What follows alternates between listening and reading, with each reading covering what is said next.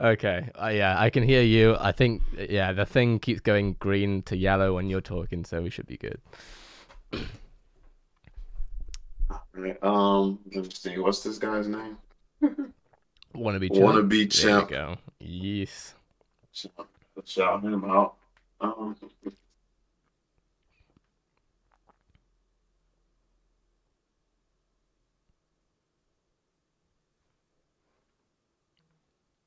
all right, you ready? I'm ready. Yo, what is going on, y'all? I'm Cavell Anderson, and we are back with another video, a VeVe and ECOMI video, and we're here with a special guest. We have the Hey. homie Zach here. What's good? So I don't know if you all know him. If you haven't seen his channel, he makes a bunch of amazing VeVe and ECOMI content as well. So be sure to check him out. That's linked down below in the description. But yeah, if you do This know dude too him, me and kind. Zach go way back. What'd you say? I said this dude too kind. Yeah, I mean, we go way back. I know some people in the community know that, some people don't, but we've actually been getting asked to do some content together. So we're finally making it happen. We saw an interesting video on YouTube, and I definitely wanted to speak about it a little bit. This is from Wannabe, and yeah, we're going to be basically looking at this. So this is a trader's perspective. As you all know, I do content from more of a fundamental perspective, more so than the mindset of a trader, because me personally, in my opinion, nothing against any trader or anything like that. They're using a bunch of data and information that's just not real. It's not real. Irrelevant. They're trying to like for instance, like if you predict how many users is realistic based on how long it took to get to 250,000, then basically you're not factoring in the fact that no promo was done and we don't know what promo would do. There's no video features to make like TikToks and we don't know what that would do. So there's so many just random variables. No VV verse. We don't know what that would do with that added on. There's so much stuff that you can't calculate and you can't like none of this stuff will mathematically make sense if you don't do it with all the variables and we don't have Literally. all the variables. So yeah. What do you think, Zach? How do you feel about the Uh, trading perspective? I I guess. mean, we spoke obviously a little bit before all the technical difficulties that finally led us to actually being able to record this SOB. I hope it's not too family friendly on your channel. Oh no, Um, we're fine. no, it's you. Of course, it's not family friendly. But yeah, no, no. From what we spoke about, yeah, I mean, like obviously, all respect to the people who are making videos and talking about this stuff, but you know, this stuff just takes so many factors in. Like, it's you can't use numbers to necessarily predict what humans are going to do. Humans, consumers is a totally different thing to looking at charts. Like charts obviously are important, but in certain aspects, and you simply cannot estimate. I mean, we don't even know all the IPs, bro. We haven't even seen all the licenses yet, bro. Like we've only just seen obviously that what's it called, immutable is on which obviously that's gonna help like scalability and stuff. But like we Yep, just don't know like the like 99% of the information that we need to for any of this really. So like all respect to these people, exactly. but yeah, we just don't know everything yet. So And we're also not factoring in the rate of drops, like you said, IPs. So we had a Batman drop followed by a bunch of unicorns and Ultraman that's only popular in Asia. It's like, what if they yep, what if they go from dropping Batman to Batman? What if the next drop is Marvel? What if the NFL is after that? What if Pokemon is after that? Like, what does that do? Like, how does that change exactly, things? What type of exactly. numbers? Like, Exactly, and with so gaming and stuff, like, sorry to cut you off, it's difficult to like know when each other are going to be talking and stuff. But yeah, like yeah, with gaming and stuff, I really think about. And obviously, you definitely know that I know this part of stuff with like Fortnite, for example, and obviously Roblox as well, and different IPs that we've seen, obviously with like Jazzwares and stuff, with Jeremy Padawan and stuff. Like, there's so much going on there, and I think from a Fortnite point of view, like, I'm just thinking because I know that community very well that yeah, as soon as teenagers at that age start learning this stuff because it's culturally relevant to them, and we all know, especially as teenagers, social currency is everything, and not just teenagers of course, but right. very much so. You know, once the younger generation learn how to do this because it's part of their social group, it's over. Exactly. And that's what people are not realizing. We have a bunch of traders here who are all scared about their money. And then you have traders following other scared traders and they're just spreading a bunch of FUD around the community, like, oh, I've done the mathematics. And this is no disrespect to Wannabe, by the way. I have nothing against him or anything. It's just we don't have enough historical data. The only thing that you can hope to do to try to come up with some comparison that makes sense is try to point out how oh, this would put the market cap above Ethereum or something like that. That makes absolutely no sense because we don't know if it is realistic for this to go higher than Ethereum. Is it likely? No. Is it impossible? No, it's not. Like, we don't know what is Mm-hmm. possible. That's the thing. So Yeah. traders do all these mathematics and things like that. But at the end of the day, after you do all these mathematics, it's just a guess. Like me, I would bet on the people who has like 20 plus years doing what they do. Like, they have been dominating licensing. Like, when you look at the most, like, look at the brands that's generating the most money in the world. Pokemon and Hello Kitty. These brands are generating the most billions in the world. And who was in charge? Like, who had something to do with both brands? Alfred Kahn. Alfred Kahn, who David was as involved well. in this project. The guy Mm-hmm. who is generating billions like it's nothing. That is the guy Literally. who believes in this project. Head of licensing, and of course, our, well, I don't want to actually use that word. Our founder, of course. I was going to say a different an H word. I don't know if that means anything to you, but yeah, of course, David. I mean, you've seen the what was it back in 2018? Was it the conference that he did where he was speaking about the licenses that he's worked on bringing, of course, Pokemon. I think it was to New Zealand in '97 and stuff. Like, you know, talking about all the biggest brands in the world, like, you know, Yep, I know Val believes in this the same way I do. As far as you bet on the jockey, not the horse. Like, it's as simple as that. exactly. That's 100% facts. And yeah, I just feel like this stuff it's not too accurate. The only thing that people can do is make mathematical guesses more so than, and that's no different from what I do. Me saying, "Oh, Al Khan has 20 years of proven history. I'm going to believe in Al Khan," and you saying mathematically Ethereum took this loan to get here, so I'm going to believe in Ethereum's numbers. So we're doing the same thing just for two different sides. So that's why you Yeah, don't see me completely just dismiss traders. I'd be like, okay, technical analysis is needed, but yeah, also we don't have enough information for technical analysis to be too accurate right now. So that's exactly. just my standpoint. But we are going to react to this video. We are going Let's to do see it. what's going on because we just really went in on just explaining it. But yeah, we're going to react to the video, see what he says. But they all these technical analysis videos end up being the same. But I do think this is a very important skill, and For shout out to sure. everybody who is very good at it. I'm So interested for sure. Let's do it. yeah, I love watching these. What's happening, guys? I just want to be Oh, and his channel will also be linked down below as well. So be sure to go and check him out and subscribe. champion, aka Dan DC, with He's another OG British. video here. And today's video What happened? He's British. He's oh, you didn't know he was British? I could tell by his accent, bro. A Brit can tell a Brit. Y'all gonna be best friends now? You go hit him up after this video. Oh yeah, bro. Hey. Yeah, he's actually a pretty cool guy. So yeah, you all should chop it up a bit.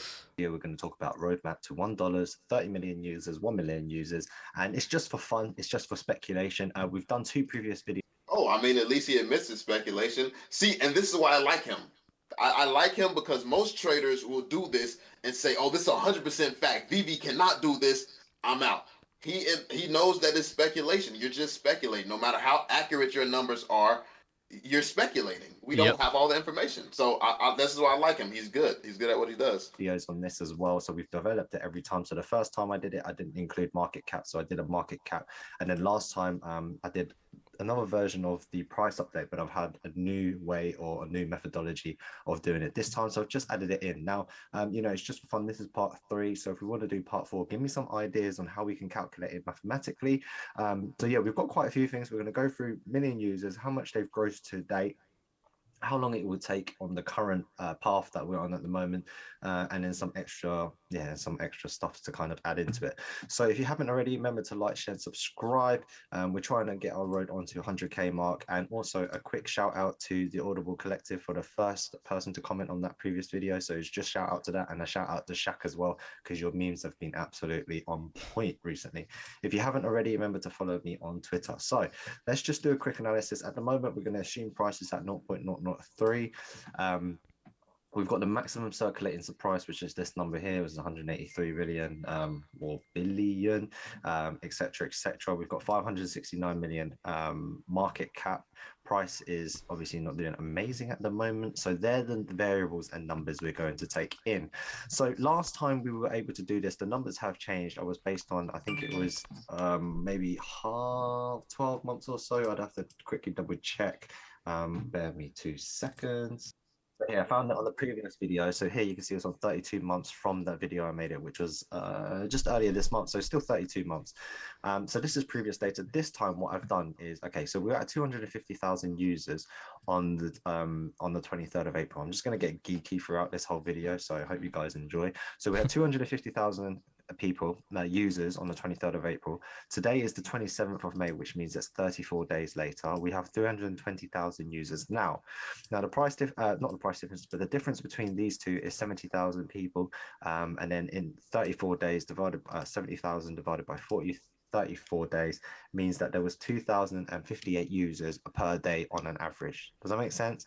So yeah, so starting here, like even with this, while this is accurate based on the data we have, something like this, it just doesn't work if you factor in the fact that they just started promoting on, like, we just started seeing ads on like Instagram. Literally. We just started seeing ads on Facebook, and then there's so many features, like, because what people got to understand about the video features that's going to be coming, they're going to be able to make TikTok type of things. You know how TikTok spread like that? Like Vivi could literally become the NFT TikTok, and that would be huge. Like, imagine seeing TikToks everywhere with Batman, with freaking Jurassic Park, running from Jurassic Park characters like dinosaurs. Like, imagine you see a TikTok like that with crazy editing and stuff, all from features and stuff Vivi has built in. You're gonna, like, we could just have a TikTok side of things that really boost these numbers like crazy. So this literally ties in exactly with what a video I made. Actually, it was a video inspired by, I think you sent me over that Batman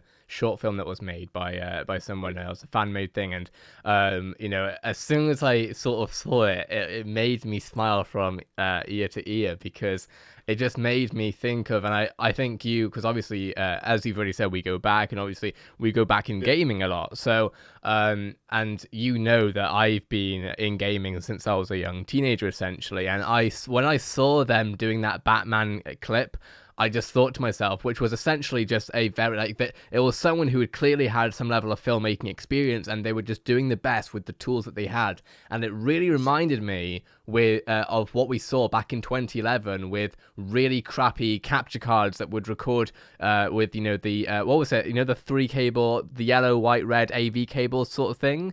oh yeah, Yeah, like back in those days when EasyCap was the normal capture card. Now obviously everyone uses HD stuff, but it just made me think, like, that was back then, and I made it sort of, I looked through it, and we were speaking about GTA on call before I made the video and stuff, about how it was similar to RP that we'd seen, and it just made me think.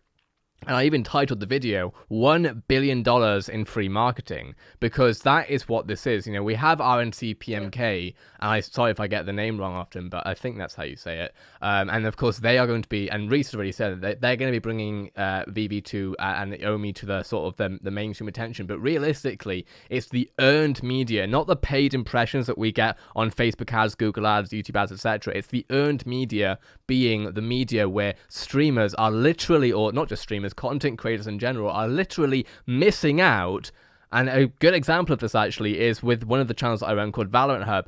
Riot do not pay me. I can very clearly disclose that Riot does not pay me for anything that I do there, and they never have. The reason why I make money is because of the ad impressions on those videos. If I don't post about Valorant stuff, I miss out on that ad revenue. It's going to be very similar with NFTs on VeVe, most likely. If the NFTs are to that level where content creators are missing out because they're not posting about it, then of course there's going to be many billions of impressions and billions in awareness essentially going on from TikTok, where the organic reach is crazy, going on YouTube, going on Twitch, where there's an incredibly intimate audience with Twitch, where literally if a Twitch streamer tells anyone to do something, they're going to do it pretty much for at least 10% of the audience. So yeah, that's going to be crazy earned media. it would, and it would be insane because people don't think about the fact that we could have entire YouTube channels of filmmakers and producers and stuff, Literally. or just aspiring kids who has a whole Batman series or a Superman series or a Batman fighting dinosaur series from Jurassic Park. Like people aren't really thinking like that. And then obviously there's like one thing that people don't think about as well is the VeVe-verse. We already know that we're going to be able to buy territory in the VeVe-verse. We're going to be able to buy land. Yep. And they've already said we can upgrade this land, add things to this land. And I'm pretty sure that they said we will be able to get paid for some of the stuff that, like, we may be able to charge people to come into our establishments that we create or something. Marketing our places in the VeVe-verse could be a thing, depending on what type of functionality. Like, this is all huge stuff that none of this can factor in. But it's like it's so much. It's so complicated to factor in something like this because you can try to factor all that in. And factor in, but what are your price points you're going to use? It's impossible. Willing to pay? It's impossible to factor this in. You know, it's like you say, you can do you can do your best essentially, and that's admirable by all means. But it is like even you and I, like we can't predict this either. Like we can't say this because like you know everything rolls out at different times. So it is impossible to predict, but you know it's always, as you say, it's always interesting to see what others are thinking and where things could go. But it definitely isn't something that you know you can really base your understanding fully on, if that makes sense. Yeah, exactly. That's the biggest problem that we're getting at here. So best keep in mind that all these videos are done for entertainment. Our videos, just as well as videos like this, is all entertainment. I know that these type of videos from the homie here is way more respected in the crypto world, but for this particular case, it's not any more valuable than one of our videos. To be completely honest, they speculate, we speculate.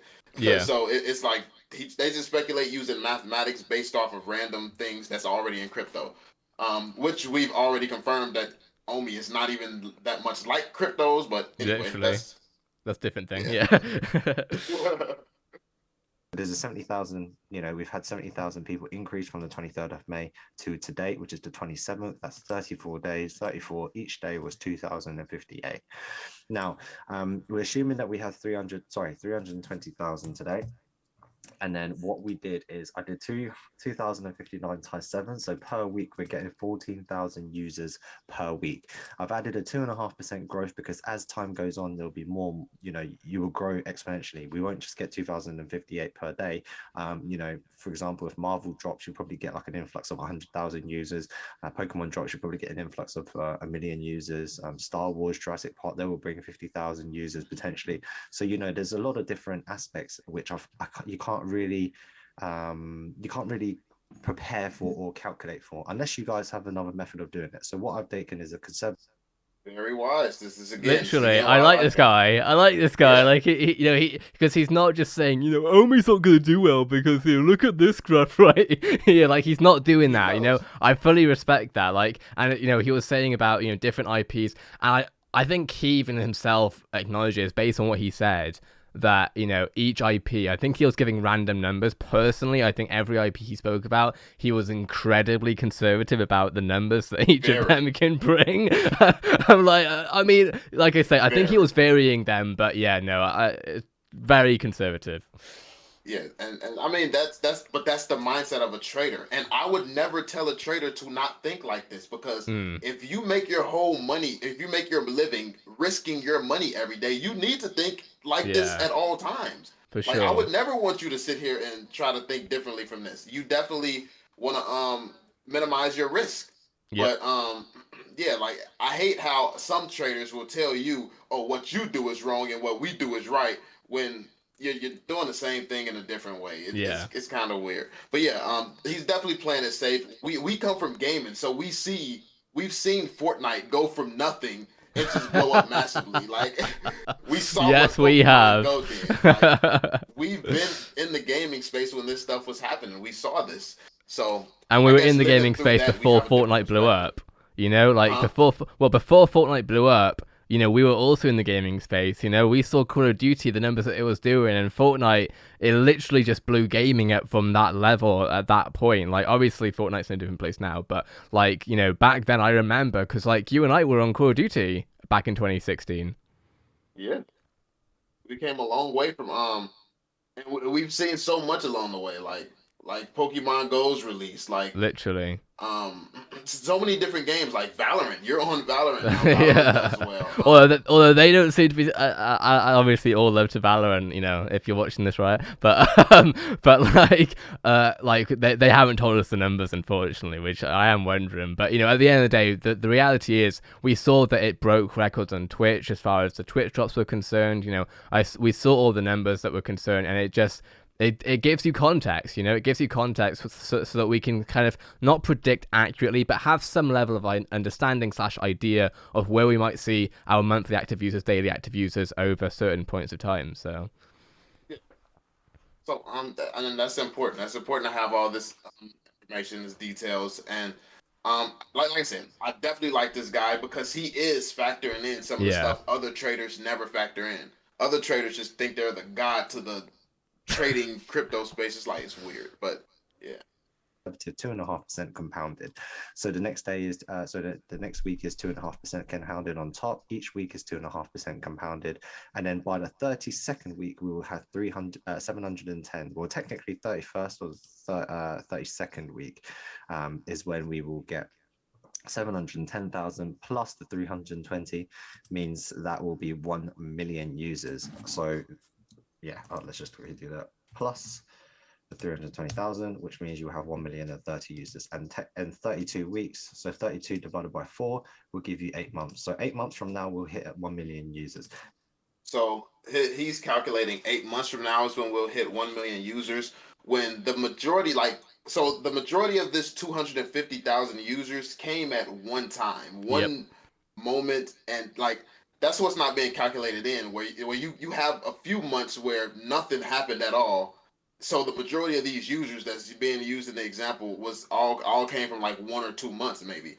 So this is what we kind of mean when we say you can't really calculate certain stuff because it taking this long to hit 1 million. If they announce Disney tomorrow, we could hit 1 million, especially depending on what part of Disney they announce. Exactly, because at the end of the day, like the things that we're seeing as far as the 250,000, that has factors involved, and some of those factors is that was before any of the targeted Instagram ads start coming out. And more importantly than that, in my opinion, or at least similarly important, I guess, is influencer strategy. Because influencer strategy is always going to be more intimate and effective to the specific audience of that influencer than any Instagram or Facebook ads will ever be. And that is something that we do know about. Exactly. And to really start, to really put it into perspective, this is something that anyone in the world can take part in. And as let's say as a Fortnite YouTuber or as a person in the Fortnite space, if I would have knew that there was something that existed where I could buy Fortnite skins and it would retain its value and potentially go up in value, and it had a whole world of VeVeverse, a whole experience. If it was something that I knew like this, even in my community as a gamer, I would have instantly been on VeVe. So when you talk about, and just look at we have connections, and a lot of people in this community have connections. We show this to some of our YouTubers that we know with millions and millions of subscribers, and what happens at that point. But it's just all stuff that can't really be taken into consideration. You can't calculate this stuff. But yeah. This is just mathematical. This is just for fun. Like I said, I think we, the way we're going at the moment, ECOMI have been very slow, very developed. It's frustrating for me. I'm just going to be honest. They're constantly saying they're going to do announcements, but they're always delaying that, or they're just not delivering, honestly. Maybe you can speak to this more, Zaki, because if you all don't know, Zaki did come from the BBC. He worked in licensing and things like this. So if VeVe plans an announcement and then Bitcoin is getting absolutely shit on, so licensors don't want to be associated with crypto at that time, like it's not really much you can do. As you say this, let me bring her whistling into the camera for everyone to see. Give me literally 2 seconds.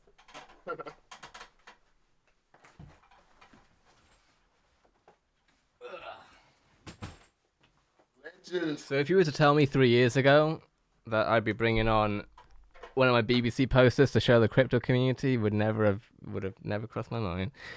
So what he's talking about is, I used to work at Beeb, short for BBC. They actually gave me this little nice token of appreciation when I left, BBC 221B. So essentially, I worked on, some of you will know, some of you won't, but I worked on IPs like Doctor Who and Sherlock.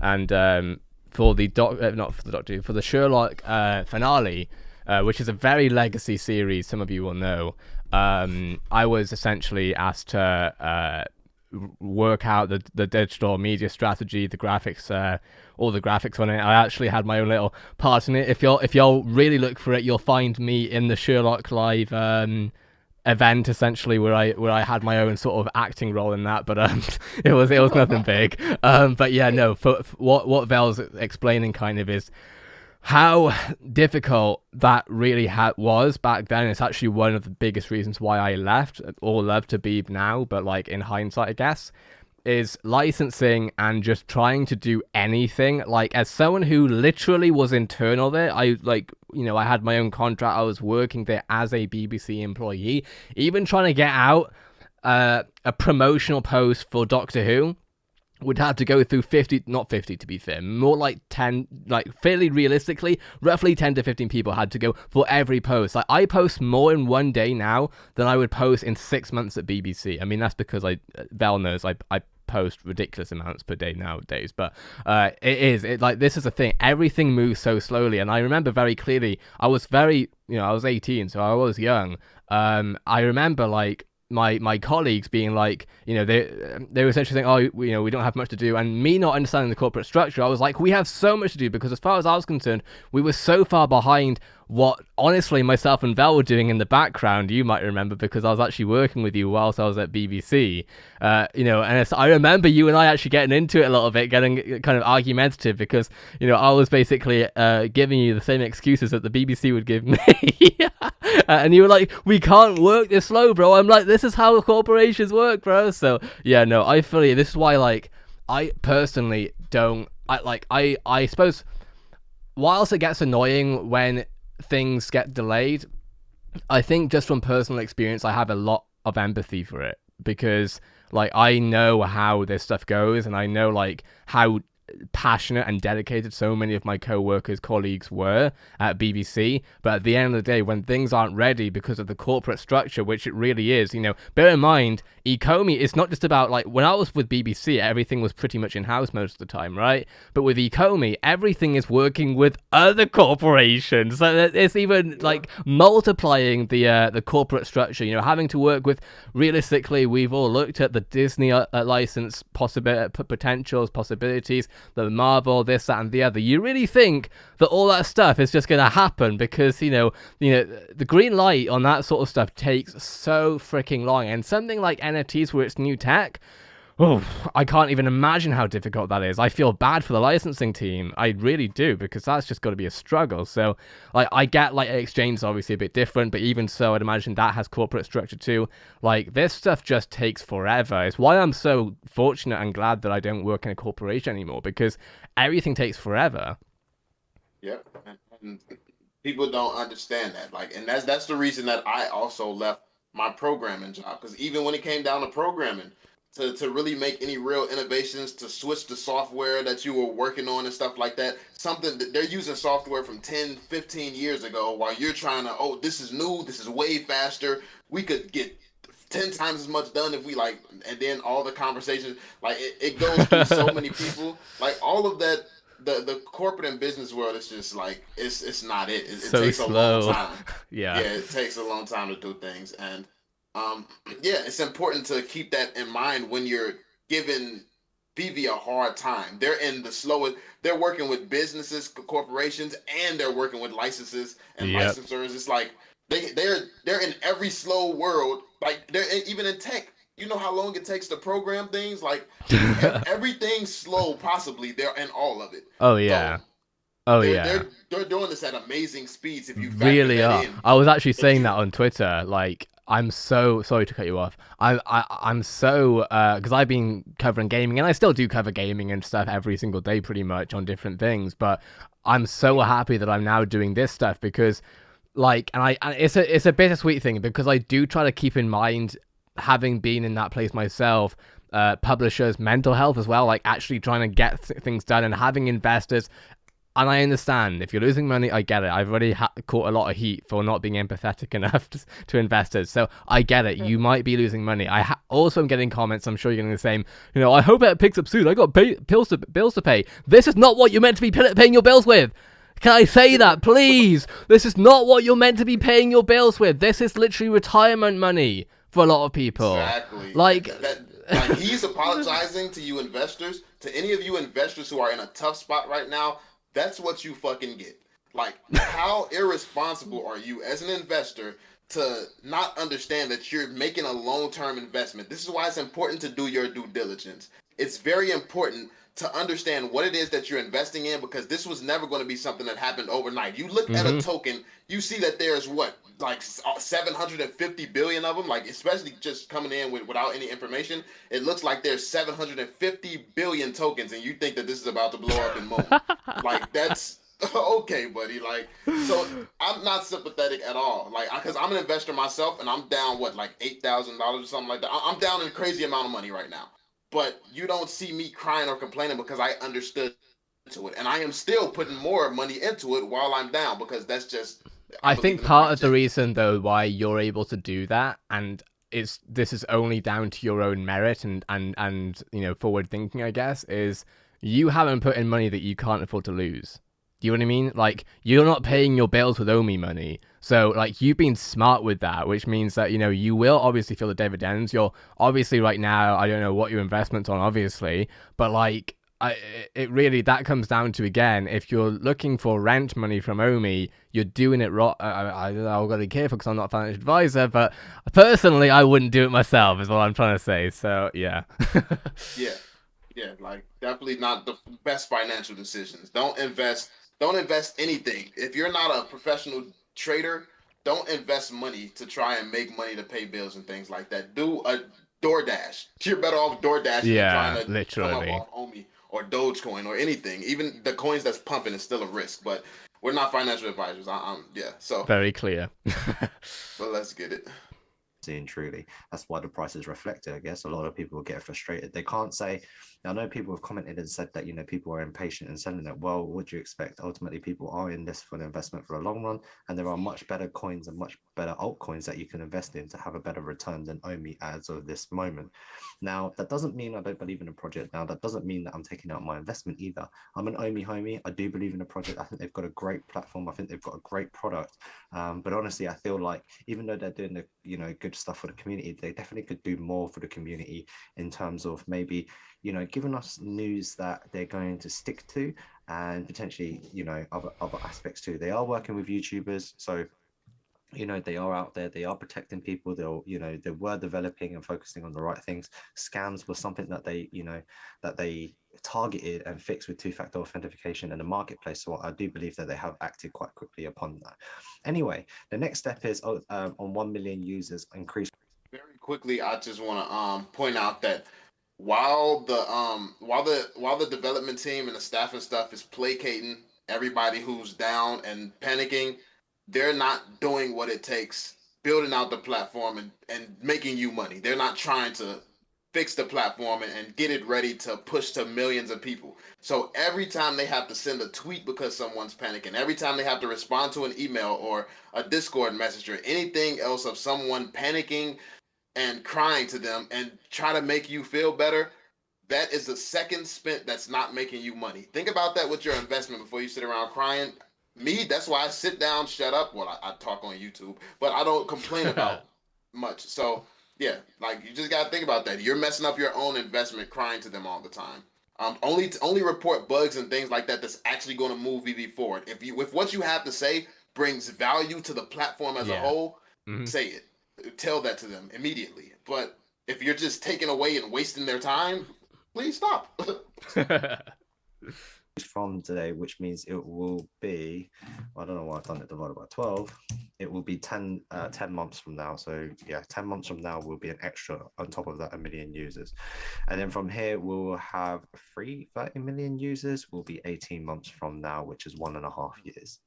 Okay, so that's the user mark. What do I think of this? This is the kind of curve for So on this graph, you realize there's YouTubers that blow up quicker than that. I'm just saying, like, there's YouTubers, there's YouTubers who play games based on these IPs that blow up quicker than that. You know what you just made So me think about, actually, when you said that? Obviously, we've been, and I actually saw Reese asked for people to stop doing shouting matches with competitors, but with Quid, right? Obviously, Quid's been a topic, right? And I'm not going to throw any shade towards Quid here. You know, because I think I've done enough of that in the recent week. But and to be very clear, Quid, if you're watching this, because at this point it seems like you're watching everything that every ECOMI person does ever. Sorry, I gotta stop. But but no, for real, like, it's nothing against the team itself. It might not come across this way, and if that's the way, then I do truly apologize. But it is meant to be banter. You know, at the end of the day, though, what I'm trying to get at with Quid here specifically is, you know, Mr. Beast, obviously, he's put out a lot of promotion with Quid, right? And realistically, even one video with Mr. Beast, you know, that man averages, and I know this for a fact, that man averages at least 10 million views because he was doing that last year, and I know he ain't slowed down. I actually got some Mr. Beast signed merch on the floor just now because it came in delivery. So yeah, no, that's just some Mr. Beast stuff. But what I'm wondering is, will we see VeVe potentially work with Mr. Beast? You know, because Quid obviously didn't really pop off on the basis, as far as I'm concerned, really, because of the project, right? With VeVe, if it's actually scalable, which we're seeing with Immutable, if it's actually scalable and they can work that out, you know, who knows? Maybe Mr. Beast will actually be interested himself. You know, if he took on Quid, he must have done his research, I'm sure. So if if he is interested in this sort of thing, maybe, and it will be kind of funny, I'm not gonna lie, if ECOMI ends up working with Mr. Beast after Mr. Beast promoted Quid, I will laugh pretty hard. But at the same time, like that, yeah, like that's what you're saying, is that, you know, YouTubers do blow up faster than this, and, you know, the first of many YouTubers who blow up with VeVe NFTs is just gonna skyrocket the entire thing. exactly, like it all it takes is one of these IPs, either the Batman fandom, a Disney fandom, like one of these fandoms for one entertaining YouTuber to blow up in the VeVe community, and they'll take VeVe with them. But even aside from that, like, you have things like, you have existing YouTubers. Every single one of these things that's been dropped is YouTubers who talk about these things on the daily, every day. And whether it's in gaming, whether they talk about movies and do movie reviews and things like that, VeVe could reach out to any of these content creators for any of their IPs and get promotion directly from these YouTubers. And it's not even an insane amount of money that YouTubers take in the grand scheme of things. So Yeah. like, having this marketed for you, like, it's just so much potential here. Like, if you don't think with all these IPs they have, one of them, all it takes is one of them to catch steam and blow somebody up, blow something up VeVe related. Like, all it takes is for one VeVe TikTok to go viral, or one VeVe TikTok to go viral, and there you have it. VeVe is in the spotlight. So and then it becomes a trend because then more people want to make money on it, and then it goes on and on and on, and then it eventually becomes saturated. But hey, honestly, if that's what happens, F yeah. Exactly. That's all we need. All we need is for one viral TikToker to come and do something crazy on VeVe that blows it up. You take somebody famous who getting chased by a T-Rex, like that. Their fan base goes crazy. They're like, "Yo, where was this done at?" Then all the TikTokers trying to do the same thing, and that's just an example of just the video like creative side going on. Then you have the people out here who can literally make full movies using the editing software. You also have the gaming side within the VeVe verse. Once that's released, the whole gaming side may be able to take over. Like, it's just, and I'm going to be taking advantage of that. I'm fully going to be taking advantage of that because, as you know, I'm in gaming. And honestly, I'd be surprised if you don't take advantage of. To that being said, we also got to get on that. What's it called? Gods Unchained, or what was the game called again? Unchained, yeah. Yeah, we definitely got to hit that one up. Yeah, we gotta test that one for sure. But yeah, man. And if you don't know, I have a YouTube gaming channel with over, like, what, 300 something thousand subscribers. I don't remember where it's at. But yeah, we have I have a lot of subscribers myself, and I have a lot of bigger YouTubers as friends as well. So, and then we have other channels. Zaki has like over 80,000 subscribers on one of his YouTube channels. Like, so, and we together, like, we generate hundreds of millions of views probably a month. So So we bring in a lot of views, just us. So there's people even much more accomplished than us in the VeVe community right now. So you just got to keep that in mind when you're talking about how this could explode. Because me personally, you don't see me promoting this, advertising, or doing anything elsewhere because I know that it's not ready. Like when it's something to talk about more, then we will talk about it, and so will everybody Absolutely. else. So yeah, Absolutely. let's see. For the week versus users. Realistically, I think that's that's doable. 30 million users in 1.5 years. There's a lot of announcements, a lot of new exchanges, a lot of new drops. That definitely could bring a lot of users at the time. 1 million in 8 months. I think this one is probably quite conservative. We could potentially get that if they start doing better drops, better releases, and make the platform more smoother, and they have a bigger, like a bigger team to be able to develop it and support it. But 30 million users, I don't know. Let's just see. So the next thing I wanted to touch on is how much they've actually grossed to date. How much money have they actually made? So they've actually sold 500,000 NFTs, which was posted on Twitter. Now, what I did was on this previous video here, where I actually did an Ultraman drop, which is how much they made. They made 1.7 million per drop, which is quite a lot, What I did was I calculated on their list price times their additions on every individual drop. So you can see here times this means 311,000 was made on Alex Ross, and then I just added them all up, which made to 1.7 million. So then what I then did is I just took an average of the Ultraman drop because the prices are very similar across the board. I actually added up all of these prices, all these six, and then I added all the additions. So they ended up being 289.94. Then there's 36,500 additions. Then if you divide that, you would get an average price per NFT. Makes sense? From here, I was able to do $125.89. I gave it an 80% tolerance, right? So saying that, maybe some other drops were a bit cheaper. So, the Toki ones were cheaper, but the Dragon Girls were more expensive. So, let's be conservative yet again, drop the price down by 20%, which they still made over $50 million, So as a I don't know, as a company, they're laughing with the NFTs that they're making off of us users, including me. I'm the one that's buying it. Now it's a win-win situation for everyone because I don't want you guys to see this and be like, oh, they made $50 million. The users, we buy them as collectibles because we actually like the product. We want to support the platform. If their people are selling it on the marketplace for more, VeVe get a cut for hosting the platform. So it's just the Wait, like just to point this out, I know that looks like a big number because any of us watching right now would love to have that in our bank account. But when you take into consideration the fact that they paying DC Comics and Warner Brothers, they're paying all the licensors. Al Khan isn't part of this project for free, I'm assuming. Then you have like building an app, hiring a team, things like this, like everything that actually costs. They've probably made very little, to be completely honest. So, especially these studios that they're hiring, because you got to think about the fact they're hiring the same studios that's made some games that's on Xbox, like that Spider-Man, Miles Davis, I Miles think is the game. Morales. There's Miles Morales. I remember Miles specifically Morales. because I really enjoyed Trevor's interview with Jake because a lot of it's so much tied in with gaming, obviously. Yeah, And like he was bringing in Respawn Entertainment, which does Apex stuff. They were earlier on in Apex. Obviously Trevor himself used to work at Riot. He used to work on Legends of Runeterra. Then they have Sony PlayStation people who worked on Spider-Man Miles Morales. They had Ubisoft, they had Activision Blizzard, they had Riot Games outside of Trevor. Like very, very like as the recent press release said or recent blog post was AAA studios. yep. And these guys are not cheap.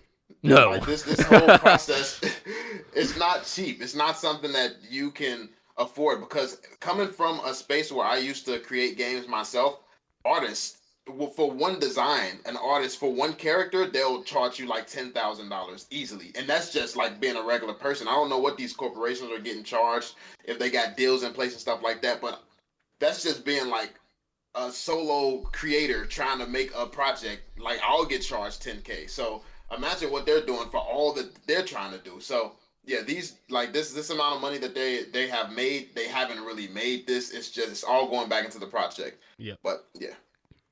exchange, I guess you can call it security you're paying for. I'd rather them take a cut than give eBay a cut and then I lose my money and lose my NFT.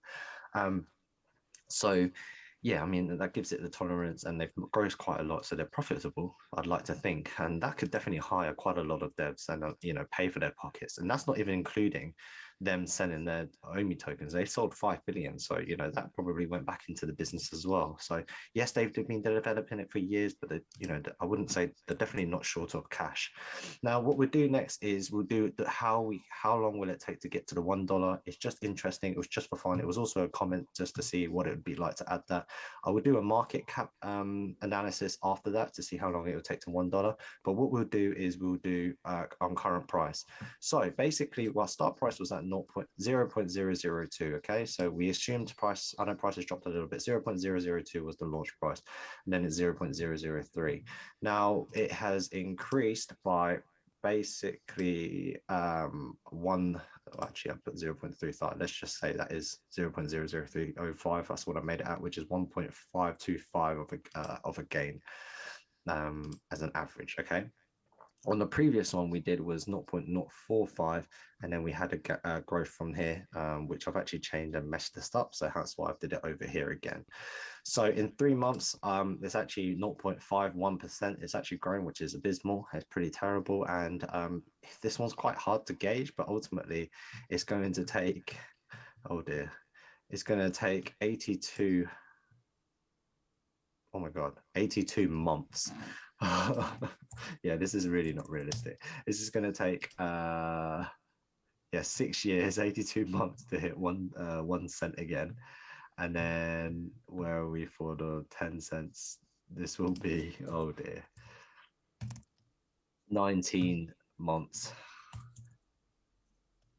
which is 1.6 years. Is that right? Oh my god, that's 6 years? Yeah, 82 months. 19 years to hit that, and then $1 is actually 32 years, which is quite shocking. So that's based on current price at the moment. That's okay. Well, I know you're gonna have a field day with this one. Do you think? Listen, no disrespect or anything. I don't want this to come off crazy because it might sound a little bit crazy, but Al Khan is not a young guy. So, do you think that he jumped into a project to see benefits from it after he's dead? Like, was that the mindset jumping into it?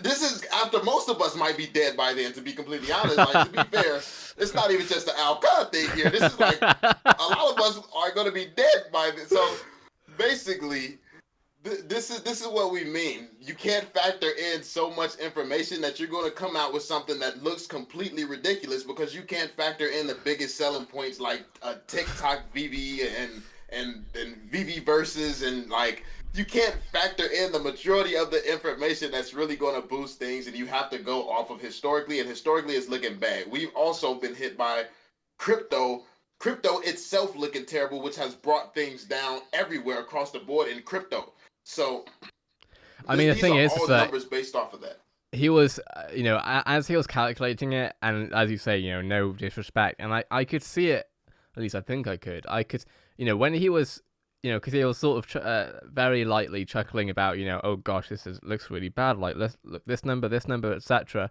I've been disconnected? Oh, no, we're fine.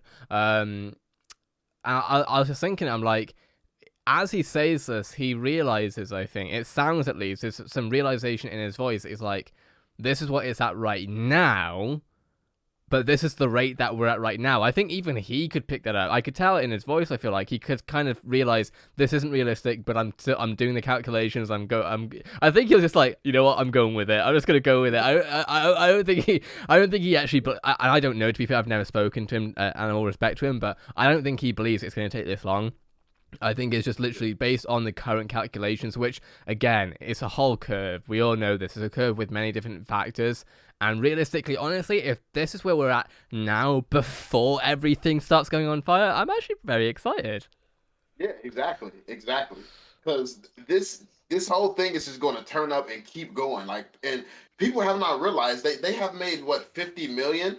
And that's on one drop a week, and then they've been dropping unicorns and shit like that no one cares about for a bunch of this time. So if that's just what's being generated, what's going to happen when we get Frozen, Toy Story, Lion King, Star Wars, what happens when kids grow up with this? You know what I mean? Like, this will be the next. Well, hopefully, based on what we're seeing at least, it looks like it's very possible to be the next thing. And I was actually thinking about another thing with toys, is that, physical toys, and we all know this, they're very easy to break, right, with kids, right?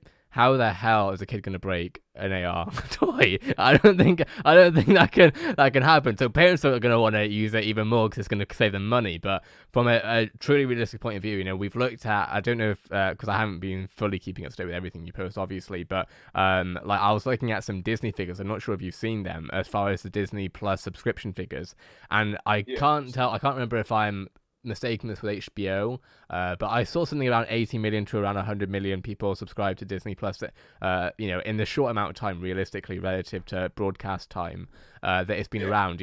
Once that becomes once it's actually a thing where these things are being advertised, because why the hell, why would Disney work with a company and then not do everything in its power to make it as powerful as its fully potential? Like, realistically, this stuff will likely be marketed. It'll probably be an actual ad segment, most likely, on Disney Plus. Will be like, did you enjoy Woody saying this? You can have it on your phone. Where literally a whole scene maybe even playing out on the kids flipping table or something like that. All that stuff can very much be advertised on Disney Plus. That's a fact. We can be advertised so many places because Supergirl has a show on the CW right now. Like the Fast 9, we have Fast and Furious licenses. Fast 9 is coming out with a new movie next month or month after maybe. Soon, that movie is coming out. We can see that, and then they can do NFTs where if you have this NFT, that's a free ticket into the movie or something, or vice versa. Like you get a movie ticket, it comes with a free NFT type of thing, or so there's and then smart contracts, resale, it's essentially rebuilding macroeconomics. And I also want to step back and sort of debate with a devil's advocate thing that I can definitely hear going on in my head regarding pushback to this, right? Which is, how many people will actually want, because right now, if you say NFT to people, generally it's either people not knowing what the hell that is, very small percentage are like, oh yeah, that looks really interesting, and then a lot of people will be like, scam, right? The other thing I'm thinking about, with obviously influencers, that will be helpful, but realistically, Ninja showing off an NFT is not going to make, and no ageism involved here, but just in general, a 55-year-old, 60, 75-year-old parent is not going to listen to Ninja for what works, right? However, if Disney, one of the most trusted brands in the entire world, is talking to tens of millions of households on the TV, which realistically, the trust will be there like that. And and this I think Reese was saying this maybe, but it's just the general thing that I've seen Gary V, Mark Cuban talk about, is the fact that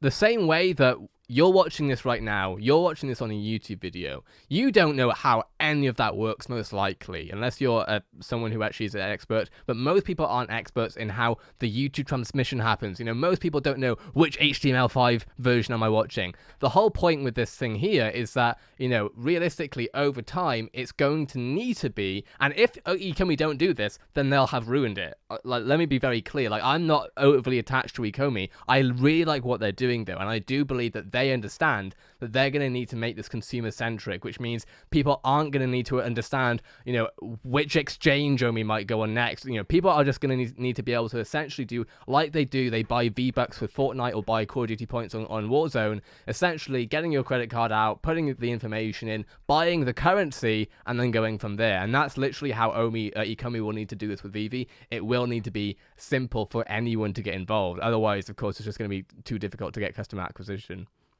Exactly. And I think that I've already heard them speak about how it needs to be simplistic, because that was the genius in the design that we was hearing. That one of the things that sold me is the fact that, we want to separate this from crypto from the jump.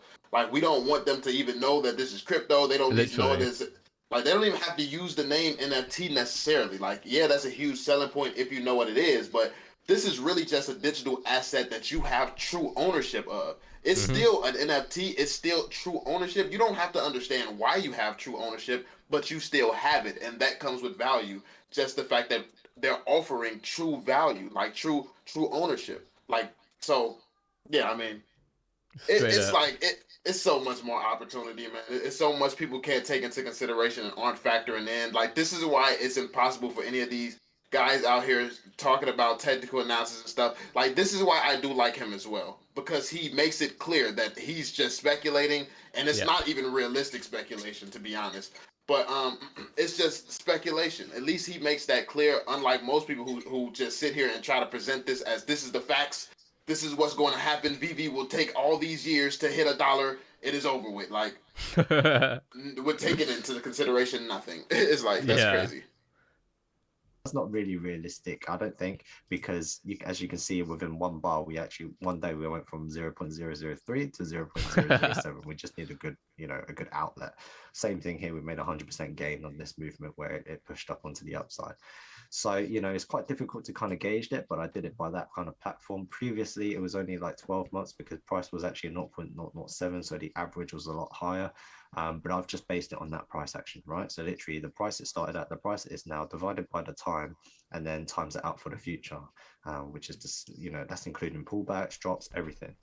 So let's just see. Ultimately, yeah, I feel like that one's quite out of the world and it's not really realistic, but I wanted to do it anyway because that's following the right path.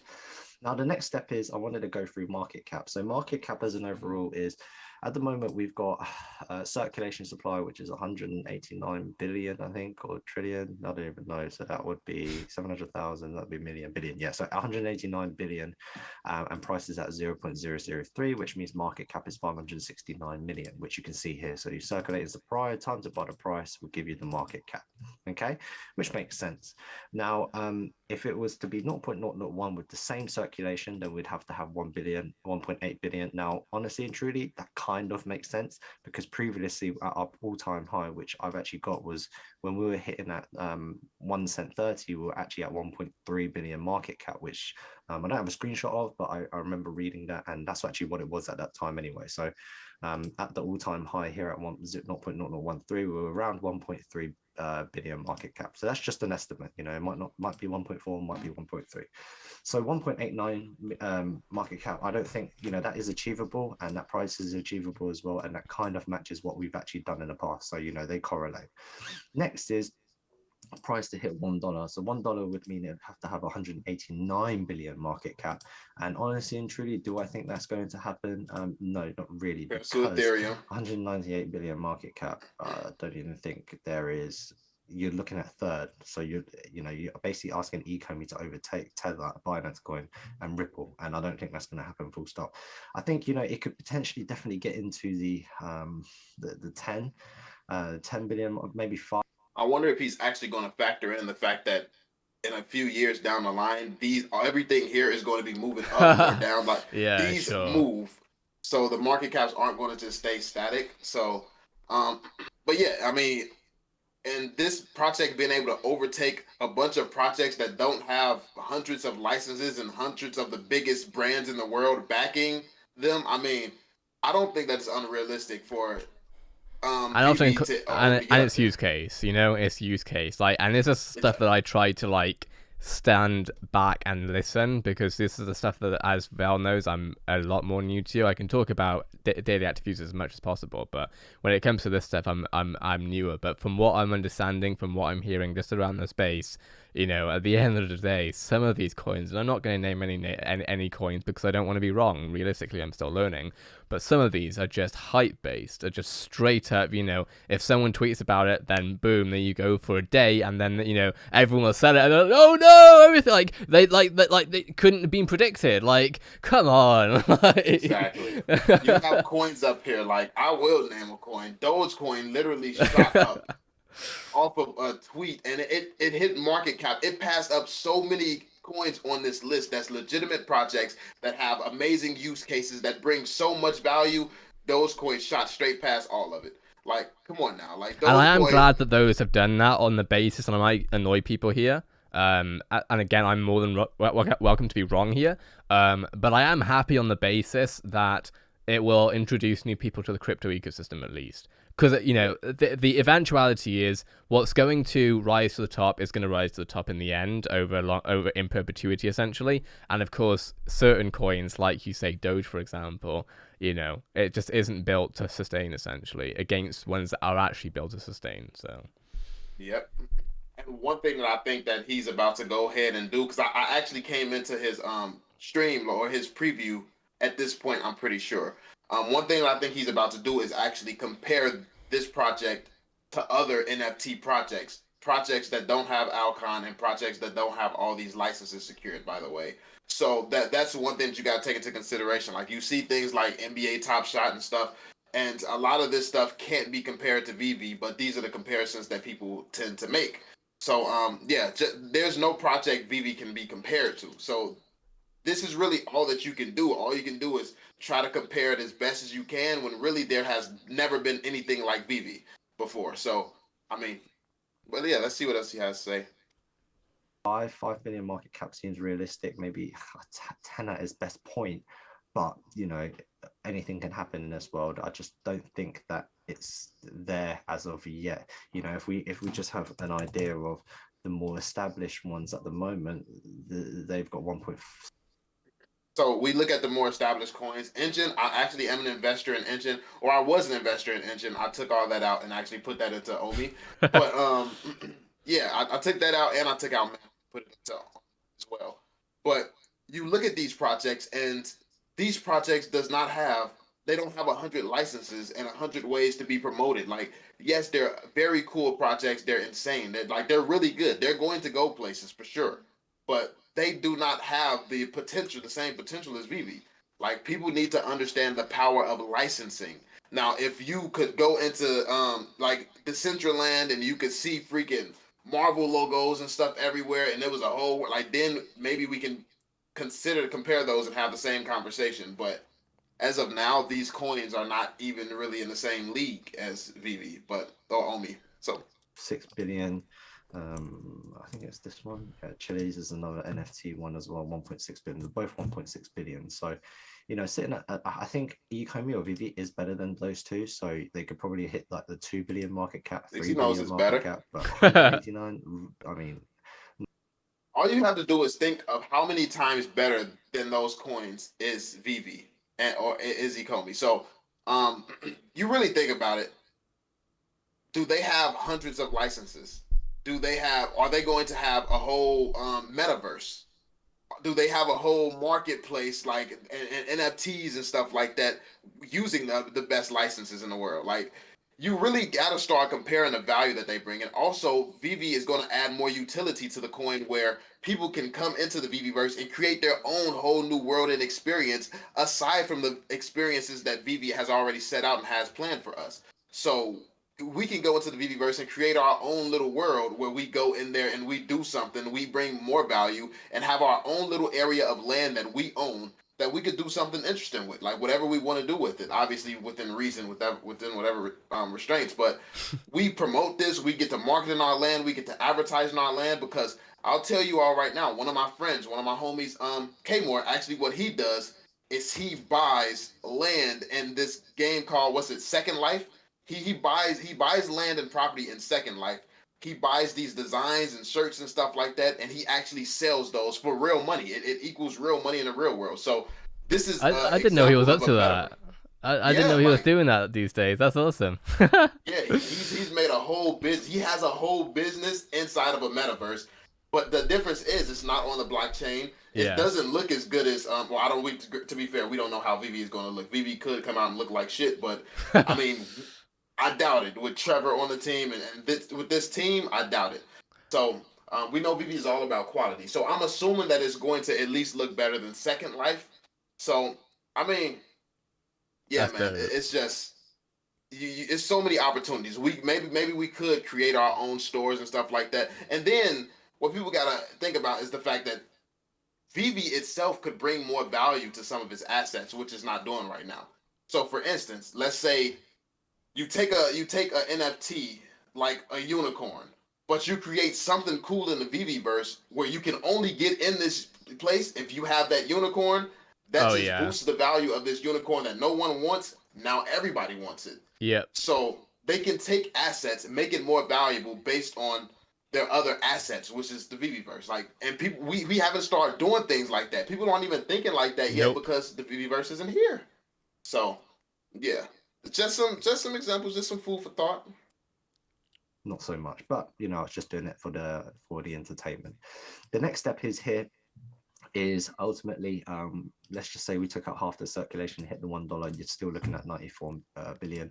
Yet again, that's still not very, very, very realistic yet in terms of comparison. So yeah, I don't think that's going to happen. The next point I was looking at was, okay, fine. So we had say we were assuming 1.3 billion, just to make maths easy, we were actually at 1.1 cent 30. So then simple maths is for it to be 10, I don't even know what it is, 10 cents, 10 cents 30 would be 13 billion market cap. And then for $1.30, it would need to be 130 billion market cap. So yet again, I don't know if that's going to be realistic, but then again, once token burn comes in, there'll be less circulation. They're taking circulation out. I don't really know how to calculate it to include the OMI token burn. I could potentially. I do want to say that what also is unrealistic is Dogecoin's market cap. That's literally a fraction of what we would need, and Dogecoin does nothing. Dogecoin did nothing as it blew up. They're adding some utility to it now, but Dogecoin was unrealistic. Also, Bitcoin was unrealistic because when Bitcoin was coming out, what was it being compared to? Oh, the stock market. Oh, this. Oh, that. This random crypto, this random blockchain scam is never going to be anything. And what did Bitcoin do? So when you're people are. It's kind of weird hearing what's realistic in crypto when crypto in itself is not realistic. Yeah. So I think that we don't know what crypto is going to be, how this is going to look. For all we know, $1 trillion market caps in crypto could just be a norm. But we don't know this yet because crypto does move faster than any other space. It moves faster than the stock market. It moves faster than Forex. Crypto it's different. It speeds things up. It's like it's very quick. So That's very interesting. Because like you know me, I'm so new to this. Even thinking like that, it just blows my mind. You're right. Like it is so new. That very much could happen. Is that it's just the meta that we know right now will just change, just like that. And as a trader, they're trained to not think like that, to not see that because you can't do that. That's dangerous as a trader. That's the same reason that people from the stock market wouldn't buy into Bitcoin. Risk management. Like you're not Yeah. going to take that type of leap. So, like, and the people who really benefit from this is going to be people who kind of shift their mindset because we don't know what's going to be a realistic market cap. You see 1 trillion and think that that's going to be a crazy number, or you see like 40 billion or something, and then Dogecoin comes out of nowhere and hits it off of a freaking joke. It's like, yeah, like True. it's like this industry is crazy. So yeah. You look at how much was burnt over time and then divide it by the time to kind of have an average of how much is burnt. And then I can take that out of the supply potentially. Does that make sense? So, you know, I haven't really thought about a method that makes sense as of yet mathematically, but yeah, like You can't really factor in burns, by the way, because we don't have things like the VeVe verse. We don't know what the VeVe verse is going to burn at all. We don't know what it's going to be like to have multiple drops per week when we have millions and millions of people, because it's really going to come down to how much content can be put out. If you have, let's say, 10 million users, how much content can we realistically expect from VeVe at that point? And what size will the team have to be able to accomplish this? Like, there's so many things that we don't know. We don't have this information. It also depends on the quality of the people that they hire. And as we can see right now, they have a superstar team. So Yep. they only seem to get the best and work with the best. So, I mean, this is something new. It's something new that we've never seen before. We've never seen this in crypto. We've never seen this, period. Like, people can talk about Quid all day long. Quid is not doing the same thing that they're doing at all. The only thing that they have in common is maybe some augmented reality features and maybe some licenses. But even still, it's just so different. Not the same thing whatsoever. It's just well, the licenses that Quid. Well, we've already spoken about Quid, although we spoke about it on Poor Man Printing's podcast, so not really on this. Well, I know that you spoke about it, and I've spoken about it too. Because, like I say, Quid followed both of us. They clearly, well, like I said, they probably watching up until this point still, and we're like an hour plus in. But yeah, no, it's just different licenses, different thing altogether. Yeah, a whole different thing. So we like we can only tell as things progress. But the thing is, videos like this deter people because the noob investors see something like this and be like, "Oh, it's going to take Yeah. 83 years, fell for a scam." Like, and this is what people do. They go and run with this, and then what they do is you have a group of traders that go around and try to convince the community that I'm the one who don't know what I'm talking about. When they're not dismissing me with facts, they're trying to dismiss me with this. Yeah. And this is built off. This speculates just as much as what I do. Yeah. Like, except for mine is more realistic. Al Khan has done this for 20 years. Do you think someone is going to beat him in licensing? That's a logical speculation. This is numbers that has like 20 variables missing. And to be fair, this guy right here is one of the ones, because to be fair, I haven't watched a lot of traders' videos pooping on Omi. But like the one person who we're watching right now who is talking about this, even he's admitted how like far away from the actual reality this is. Like he's even said this himself. Like in this video, like that's a fact. This guy, like, this is why I like. I like this guy. Yeah, he's a really good YouTuber. But this is a lot of work. Definitely respect to this. Oh, 1,000%. I damn sure would not be doing this. But yeah, same. Great job. Like I said, I don't want to geek out too much for the people who I think I'm talking gibberish right now. So let's just so that's the kind of summary at the moment. You know, we've got. That's how long it would take for the users to come over eight months, you know, at an average of 2,058 and 2.5% compounded. And then in 18 months, 1.5 years, 30 million users, you know, that doesn't seem too unrealistic. The user side seems pretty fair. The price update doesn't seem very realistic either, to be fair. But then that's based on because price is just so low right now and it's dropped. That's included the Bitcoin FUD, the Bitcoin crash, and also only just not doing too well as an overall, and a lot of holders being frustrated with the investment. Then as an overall, OMI are definitely not broke. They made 50 million. So, you know, and that's only on NFTs. They probably made more than that potentially. I want to point out OMI could still be broke, by the way. They could definitely still be broke depending on what they're paying because they're trying to create a VeVe verse, by the way. So yeah, let's take away just the NFT side, the licensors and things like this. To build, imagine trying to build a VeVe verse. So who are they paying to do this? More than likely, they're going to end up partnering with somebody to make this happen. Because I can't imagine them going out and trying to build. It's going to take forever if they don't partner with someone. Realistically, exactly. And now we're on the Ethereum. That honestly, that's what I think I should do for a video coming up here. Like, look at who's on the Ethereum blockchain to see who could be some potential partners. That's realistic now. Since we're on the Ethereum blockchain, we can see some collaborations. But that would be interesting to see. Have ECOMI, because you'll know this way better than I will, no doubt. Like, have ECOMI, I haven't researched this yet. Have they done any what do you call it? Any rounds basically for investments? Like, have they done any Series A, Series B? Like, are they doing any of that stuff?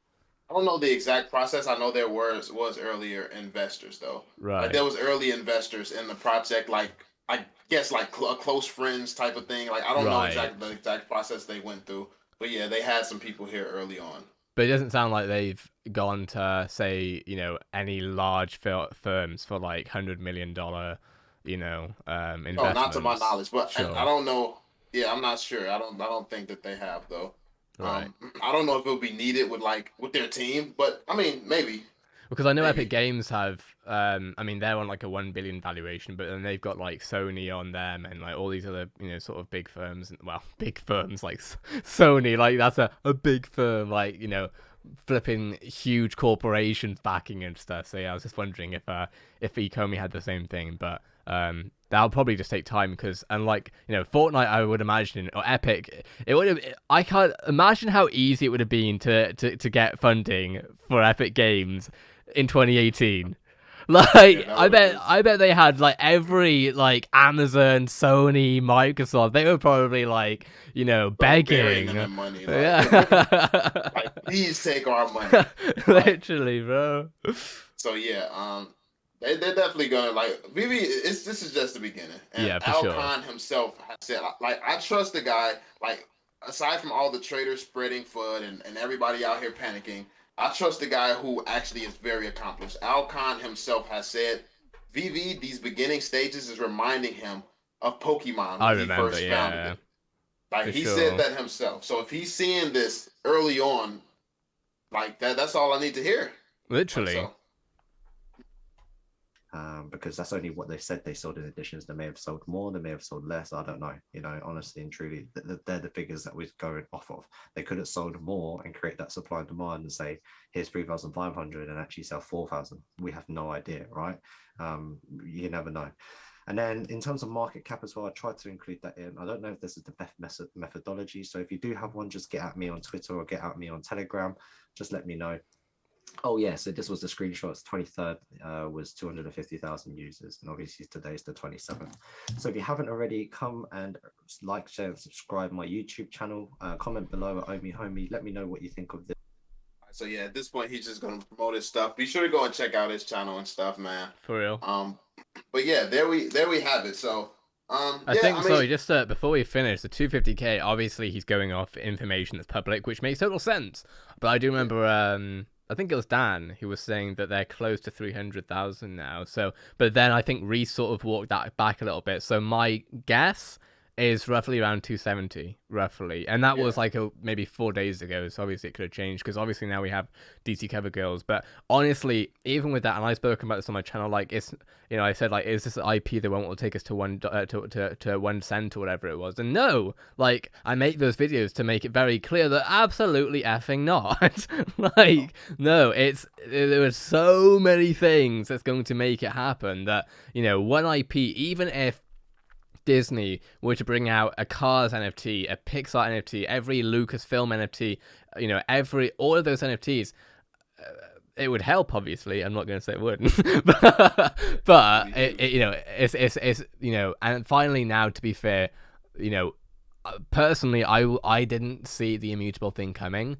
That was unexpected, which is why I was very pissed off that they announced that at 3 o'clock in the morning, because I hate making videos after midnight. But like, so maybe now things are getting more available. The other thing that really doesn't stress me out, but it makes me think, is content production, right? And I was saying this to someone who was getting annoyed with me over Omi price and stuff on Twitter, and because they were like, you know, what happens if they don't put any exchanges up? I'm like, there's no reason for them not to put the exchanges up. That's why I'm not worried.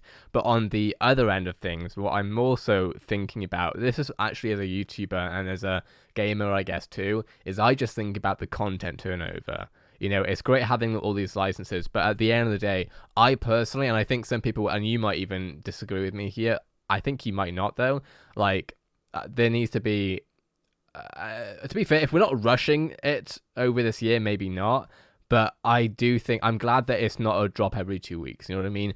I'm glad that it's starting to be a drop every week. I do think that at some point we're going to see multiple drops per week.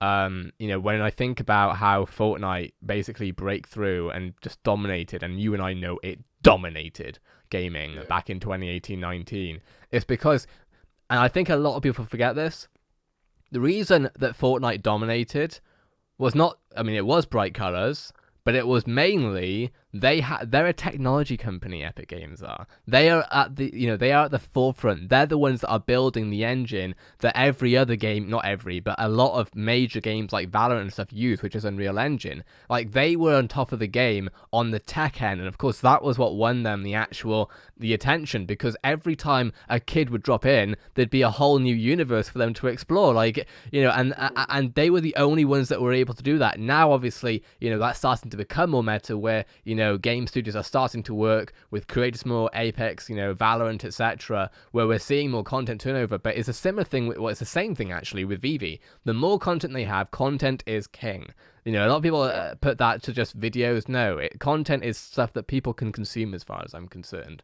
And if they put out lots of content, you know, every few days even, obviously I'm not saying that needs to happen now. I totally understand. Again, as someone who does speak with Riot, I know what the pain points are for Riot as far as Valorant is concerned, because I don't know if y'all can see, but I've actually got a care package up there from Riot. There's a Valorant logo up there. Like I actually just had a conversation with them recently, and I've obviously got to be careful what I say, but like that is a massive deal with with any sort of consumer related product, is what is the content turnover? What are the possibilities? Right now, there's Trevor, and of course, he is a superstar. He has a team, which is good. I think they're also outsourcing third-party studios, but honestly, they are going to need to they are going to need to do so much to get the content out, to actually build a VeVe-verse. Like a VeVe-verse, think about how much content that is. That's almost unlimited content. Like, there needs to be so much content that people literally will be on there for weeks and weeks, months and years without seeing everything.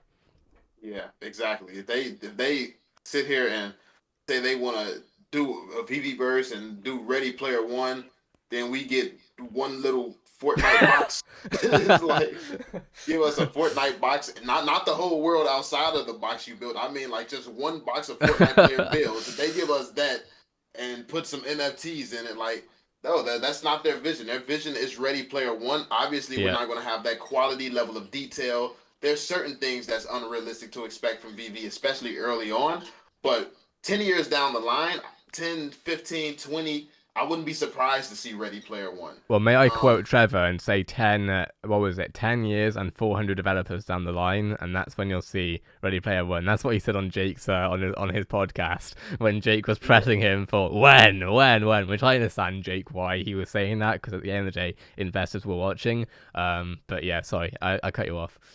Yeah, and you got to think about the fact that they've just hired like over 5-10 new developers or something like that. So they were at 25 people. Now they're at like 30, 35, maybe somewhere around 40-ish. Look at how quick this team is coming along. So obviously that's not 400 people, but it's insane acceleration. Is expanding quick. Yeah, absolutely. Exactly. They're hiring people quick, and then once again, go back to the quality of the project. Quality of who they have on the team already, the quality of who they keep hiring.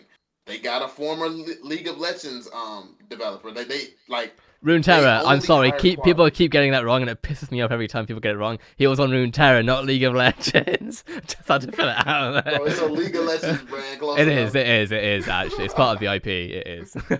Oh man, but yeah, I mean, it's just it speaks for itself. VeVe, their quality, everything that they do, and you got to remember, Al Khan has been working very closely with Nintendo. That's why Pokemon is where it's at. Like, so they have relationships in development, and Nintendo has been working on augmented reality related stuff as well. And obviously, Al Khan got some strings he can pull on, probably to even get like people that he can hire. Like, listen, this team, their resources, like, if VeVe gets Nintendo on, I will be amazed and shocked. Not because I don't believe in Al Khan, obviously I do, but that will somewhat be game over for gaming, because because Nintendo, and we know this as YouTubers, they are so protective, bro. That they are the most protective brand I've ever come across in gaming. Full stop. Like, they, I remember, and it's only recently that they've switched on, I guess. I remember when YouTubers kept on getting copyright claimed for just doing Let's Plays. Like, every other game you could Let's Play. Exactly. But if it was a Nintendo game, they would not have it. Only now are they starting to realize, I suppose, the reality, not even the potential. They missed the potential as far as I'm concerned. Now they're just into the reality of the fact that influencer marketing is here to stay. It's always been here, and it's just going to continue. So if VeVe does have Nintendo, I have no doubt that will be an exclusive license. A very exclusive license. Others that we've seen, certain brands that we've already seen on VeVe, we've seen on Quid, but the licenses specifically, every license has its own terms. Quid's licenses are sticker licenses, and then you have VeVe, which is AR licenses. Very, very different things. So I would imagine that if Nintendo hops on board, it will be really strict in favor of VeVe, most likely. So. Yep. I mean, why wouldn't they? You have, like, David Yu has a very great relationship with some of the Nintendo's brands and things like that. I'm assuming Nintendo, but I don't know that for a fact. I know he used to work with Pokemon, Yu-Gi-Oh, and like Al Khan, obviously. Like, man, it's just so many. It's so many great connections we have here. It's so much that could happen. It's so many different variables that could set this apart. Because you want to know what could boost this price in the crypto world? Al Khan jumping on camera and saying something crazy. Yeah. Like, saying something like, if Al Khan jumps on camera and confirms Pokemon, literally, like, crypto would explode, because they're gonna, this is really going to be big. Yeah. That's all it's going to take to start some new And like then hype the going around. Pokemon YouTubers will, and we all know Pokemon YouTube just got clout. Like, then Pokemon YouTubers will be like, this guy, who most of the kids, to be fair, won't know, but this guy, you know, etc., etc., and it just goes from there. So it will just that would rocket it. But obviously, we don't know when it's going to happen. We can't tell when anything's going to happen, but we can definitely make somewhat more educated guesses based on information that we have, essentially. And you know, if we look through, you know, and this was something I really honestly, Val, I was not expecting to be looking for interviews 5 years ago, you know, on ECOMI, but you know, here we are apparently, where, you know, I've seen you obviously looking at 2018 interviews. I've been doing the same. It's just so much to look through. So, you know, if y'all are interested in this, you know, and I say this as someone who has literally been posting, I think this might be day 14, which also, we got monetized today! Let's go! Crazy. I appreciate it. But, like, what I'm getting is I'm so new to this, right? And I'm learning so much, and I'm sure, like, all of you, especially if you're, like, investing in OMI, like, you know, I would definitely recommend. There is so much information out there. Like, you know, people have been saying, you know, oh, this just looks like a dead, you know, a dead coin. You know, there's a cult following it around it. Like, just research it. Like, I'm not even going to tell you that it's a good investment because I'm not a financial advisor. You do what you want with your money. Like, has nothing to do with me. But like, you know, if you look through the research, you can see what's happening. It's really not rocket science. Yeah, and I can see why people would be thrown off because you got people here who work all day, every day. They have things going on. Their job isn't to do what we do. So when you do what we do and you have people like me who's out here speaking what's logical because I have seen so much information and we've seen so much. We know the facts. Yeah. The facts that the traders are not even taking the time to look up, by the way, or consider, because you tell a trader, we're creating a VeVe verse. A trader's like, we don't see a VeVe verse. We don't see those numbers. It does not exist. I don't believe you're doing it. For real. That's the trader's mindset. So you got traders who will run around and say, oh, Cavell doesn't know what he's talking about. All he does is hype VeVe. And then people don't know what to think at that point because you got this people who look like they know what they're talking about with a whole big ass list of mathematics that looks like it's credible. And then so you don't really know what to believe or who to listen to. So I get people don't understand things, but one thing that you should know is that everything that I say, everything Zach says, like everything that we say, those of us who hype VeVe, if we say something, go and look it up for yourself because there's always sources to the things that we say. Like no one's getting up here and just straight pulling something out of thin air.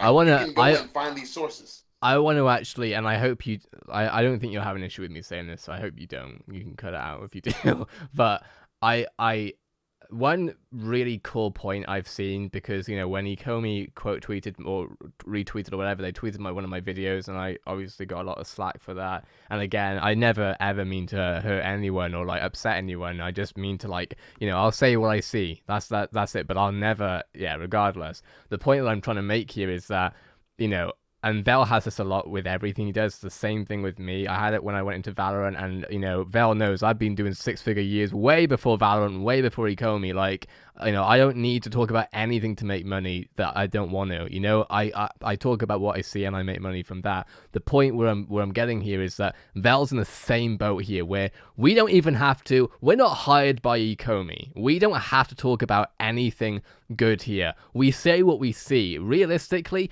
Vel, and I know this because him and I have been in gaming circles, we could talk terribly about OMI every single day and still get viewership, because the number of people who sell want that confirmation bias.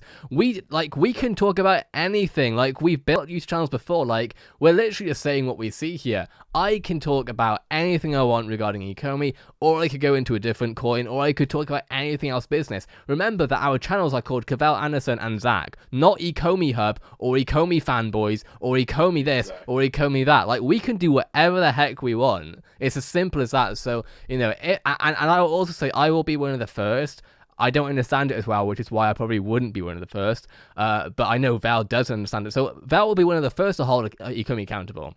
Like, if they if they ain't holding up, they'll probably get the same treatment as Quit. Exactly. Everybody see how quick I am to roast something. Like nobody is safe for me, but it's the fact. Like, ECOMI is doing an amazing job. Look at how fast they're fixing things, like with this little ass team too, and look at how fast they're expanding upon this team. So they're sitting here ready for 5,000 people, 250,000 people show up at the door, and they still are able to accommodate that just with a little bit of lag. Come on, is that not amazing? Like, people don't Literally. think about that though. Literally. So yeah, man. I mean, and honestly, like as Zaki says, like it's way more profitable. It would be more profitable for us to sit Yes. here and bash ECOMI all day. Because guess what? If I sit here and start trashing ECOMI all day, every day, all the haters are going to be on my side. Oh, you're a god, and all the fans Yeah. are going to be, no, you're wrong. The fans will come and defend ECOMI to their last breath. And either way, viewership, money. This is the thing. This is what I don't think people realize is like, especially, and I again, you can cut this out, but I'm gonna keep this in because this is my business channel. Is the fact is that the money we make, and Vel obviously has been monetized longer than I have, on his channel, but the money we make through this is, we can just talk about anything. Realistically, it doesn't need to be Omi. Like, business CPMs, and like I say, it's my business channel, so I'll talk about it. Business CPMs are flipping ridiculous. If you don't know what a CPM is, it's how much you're paid per view, basically. Now, in business channels, when we talk about this, we could talk about Bitcoin for the rest of our lives and make millions on that. There would be no issue with that. We could definitely do that. The fact is, we just like ECOMI. It's not rocket science. Honestly, this is like the decision to do what we're doing right now. It shows our faith and our belief in this project as well. Because if we do talk about something like Dogecoin or Shiba Inu, and not to say that these topics would never come up on the channel at all. Like, we're going to expand at some point and talk about other things, but like, we primarily focus on the project we believe in most because this relates to us in gaming. We understand this like to a T. If we talk about another coin or something, it's going to be surface level stuff that we're learning ourselves. Like, it's not going to be like as polished, and we're not going to be as knowledgeable, but it's just going to be what we're understanding. But yeah, you'll see that too. No, well, yeah, and you'll see that too. I mean, heck, I remember Val talking to me about doing this last year, like as far as starting a business channel, learning about it, because we were looking at other YouTubers who we were sort of inspired by as well, and all that sort of stuff. And like, yeah, we'll literally just talk about anything, and at the end of the day, like, we literally monetize with that. Like, and again, you don't have to say anything here, Val, but I will. I know that realistically, when YouTubers are talking about anything, whether it's Bitcoin, Omi, or whatever, and again, we can be talking positively or negatively about it. If we're having a million views per month on that, well, and again, you don't have to talk about your own financials, I understand, but like, that's 20 to 50k a month on a million views. Like, it's not that difficult. Like, I don't know what else I have to say. Like, what else is there to say? You know what I mean? That's a fact. And people got to realize, like, we can talk about other more profitable cryptos. Like, the Bitcoin community far bigger than ECOMI, and we can do the exact same thing. And we will at some point, to be fair. Here. Yeah, like, we will, I'm sure. Bitcoin, Ethereum, Dogecoin, Cardano, etc. Crazy hype. Like, we could go to any of these communities and do the exact same thing. We stick to our passion because this is what we believe in, and we probably feel the same way about this. I think that this project is going to be way bigger than those, especially in terms of, like, just because we're going to get the crypto viewers, and then we're going to get all these gamers. Which is something we very much know. Exactly. Like, it's different. It's like, there's so much more potential here in this space than it is in any other crypto. And I think that that's what people fail to realize, because there's always going to be the crypto side who watch people like BitBoy Crypto and things like that. Yeah. I mean, that side is going to exist. But what VeVe can create is going to be bigger than all that. I'm just looking forward to the loot boxes, bro. I'm looking forward to not loot boxes. Now they call it blind box, don't they? VeVe have called it. But I mean, I don't know how that's going to work out. I don't know if you've spoken much on that, but blind boxes I'm a little worried about on regulation ends, because we both know, well, you probably know that, like, loot boxes have been hit pretty hard in gaming by government regulators. I know it wouldn't affect you, but European Parliament specifically is literally trying to, like, outlaw. Which, to be fair, I actually am not against the European Parliament for some of the stuff they've done. Like, I try to understand this stuff, so I've read through the actual documents. Like, I think maybe you would call it a bill, we call it an act. Like, I've tried to understand everything, and to be fair, some of the stuff that they do is predatory as far as I'm concerned. So I am hoping that, you know, VeVe can find a good balance with that, because they will be fighting, especially because it's blockchain. Regulators, as soon as they see blockchain, they're like, okay, so, you know, ECOMI are going to have to be super careful about blind boxes, straight up. But yeah, that's just something to keep in mind, you know. But we'll talk about that, I'm sure, and there'll be a way through it. But I can't wait to make videos on that stuff, because you know, all I can think about is Pokemon blind box unboxing videos, bro. Like, on business CPMs, holy crap! Bro, But I'm going to go insane. Like, it's going to be beautiful. Like, and then me being passionate about it and actually knowing, like, it's making me want to watch Pokemon again. But it's so many episodes. I don't even like. It's just going to get me pumped. I couldn't. Yeah. I don't want to have the time to watch it all. But yeah, man, it's just going to be so exciting. Know it, because then I'll actually know the characters. I'll know everything. I'll want everything. Like, it'll probably make me go broke. But hey, I'm buying them all. So I'm just hoping that Valorant does the same thing. I haven't said anything to Riot yet, but mainly because I don't think there's any point, to be honest with you, right now. But I want to see some Valorant, because I'm not going to bring it down because it's too much effort. But the things that you can somewhat see, like different colors there, those are different player cards. So they sent me a care package where in like normal games, obviously you can get like a card, can't you? Like a player card or some sort of like badge or emblem or something, right? They basically sent over metal versions of that in the mail, basically, for me to like review and unbox and stuff. And I just can't wait for that stuff to be in NFTs. Yeah, straight up. yeah, that's going to be insane. That's going to be insane. Right, if you're watching this, you got to give me the first NFTs for that so that I can review, because, you know, I'm the one person in the Valorant community who knows about NFTs now. So anyway, I mean, somebody here could be a bridge and link between, right? You know, some things can happen. So, but yeah, this is where we're gonna end the video, man. Yeah. It's a pretty long one here, but lots of information. I know you all enjoy watching these long breakdowns and talking about things and giving your opinions and stuff. So let us know what you think in the comment section down below. Also, be sure to check out Zaki. Oh, I appreciate it, my friend. I would honestly say the same thing to y'all, but everyone here, I would say 99% of everyone who's watching my video is already subscribed to you, so it's what it is. But I appreciate you for shouting me out. Yeah, no, I'm doing my thing. I'm slower than Val, because I'm still acclimatizing to it all, but I'm definitely interested in it, and I'm definitely, well, I'm still posting, even though I understand as much as Val. I'm still posting roughly 2 to 4 times per day. So if you're interested in like learning about stuff, and generally probably it's going to be getting a different perspective to what Val has said, then yeah, I'm always here, and I'm on Twitter. So yeah, follow us both there, Cavell Anderson, obviously, and my Twitter. Well, I'm always talking with Val on Twitter, so you'll probably just see us chatting at some point. But yeah, and we have it, y'all. It was a great convo. We can't wait to read the comments, see if you all want to see more collaborations and things like that for us. But until then, we'll catch you all on the next one. Thanks for having me, Val. I appreciate you, bro. Seriously. Thanks for being here, buddy. Take it easy, my brother. In a bit.